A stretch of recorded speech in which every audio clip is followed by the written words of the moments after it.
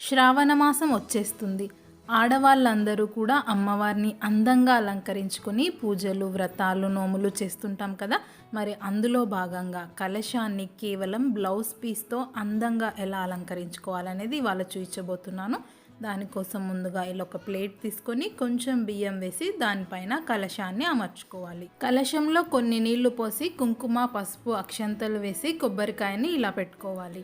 ఇప్పుడు ఏదైనా కర్ర లాంటిది తీసుకొని దీనికి ఇలా దారాలు కట్టుకోవాలి. ఇప్పుడు దీన్ని కలశానికి టైట్గా ముడివేసుకోవాలి. ఇలా అరేంజ్ చేసుకోవడం వల్ల మనం బ్లౌజ్ పీస్తో చీర కట్టినప్పుడు చాలా అందంగా కనిపిస్తుంది, ప్లస్ సపోర్ట్ లాగా కూడా ఉంటుంది. ఇప్పుడు ఏదైనా బ్లౌజ్ పీస్ని తీసుకోండి. నేనైతే ఇక్కడ పట్టు శారీది బ్లౌజ్ తీసుకున్నాను. కొత్తగా ట్రై చేసే వాళ్ళు డైరెక్ట్గా శారీతో కాకుండా ఇలా ట్రై చేయండి, చాలా బాగుంది. ఈ బ్లౌజ్ పీస్ అనేది చిన్నగా ఉంటుంది కాబట్టి మనం కుచ్చుళ్ళు కూడా చాలా చిన్నగా అరేంజ్ చేసుకోవాలి. మొత్తం బ్లౌజ్ అంతా కూడా నీట్గా అడ్జస్ట్ చేసుకొని అవి విడిపోకుండా మనం ఏదైనా క్లిప్స్ కానీ లేదంటే పిన్స్ కానీ అరేంజ్ చేసుకోవాలి. చాలా చాలా బ్యూటిఫుల్గా వస్తుందండి. సేమ్ మనం శారీ ఎలా కడతామో అలాగే వస్తుంది. బ్లౌజ్ పీస్ అని అస్సలు తెలీదు, చాలా బ్యూటిఫుల్గా అనిపిస్తుంది. చూసారు కదా, మొత్తం కుచ్చుళ్ళన్నీ కూడా ఇలా అరేంజ్ చేసుకున్న తర్వాత మనం స్టిక్ పెట్టాం కదా, దానిపైనుంచి ఇలా పెట్టేసి మధ్యలో పిన్ పెట్టుకున్నట్టయితే చాలా చక్కగా వస్తుంది. ఇప్పుడు బ్యాక్ సైడ్ కూడా మనకి ఎంత లెంత్ కావాలో అంత అరేంజ్ చేసుకొని బ్యాక్ సైడ్ కూడా ఒక పిన్ పెట్టుకున్నట్టయితే అస్సలు కదలదు, చాలా చక్కగా వస్తుంది. ఇప్పుడు ఈ కుచ్చులన్నిటిని కూడా ఇలా వైడ్గా ఓపెన్ చేయాలి. చూడండి ఎంత బ్యూటిఫుల్గా ఉంది, చాలా సింపుల్ కదండి. ఇప్పుడు ఇలా పడిపోకుండా మనం ఏదైనా గుండు సూదులతో కానీ లేదంటే పిన్నిస్తో కానీ అరేంజ్ చేసుకోవాలి.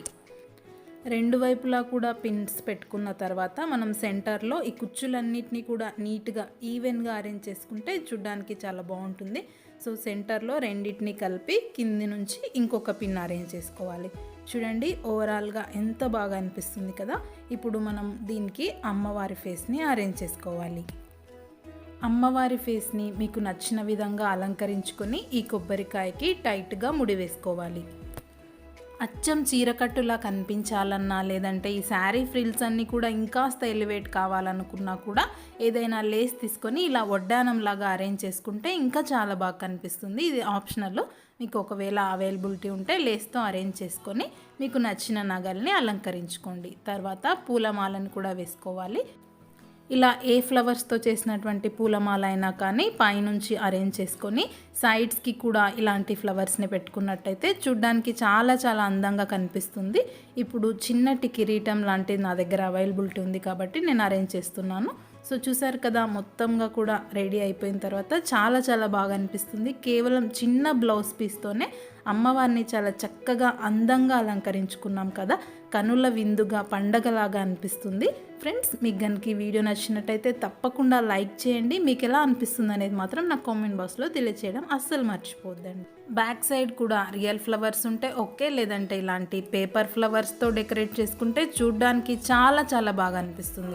మరి నెక్స్ట్ వీడియోలో బ్లౌజ్ పీస్తోనే 2 స్టెప్స్ వచ్చేలాగా ఎలా కట్టాలి అనేది చూపించబోతున్నాను. Friends, thanks for watching my video. Keep watching creative.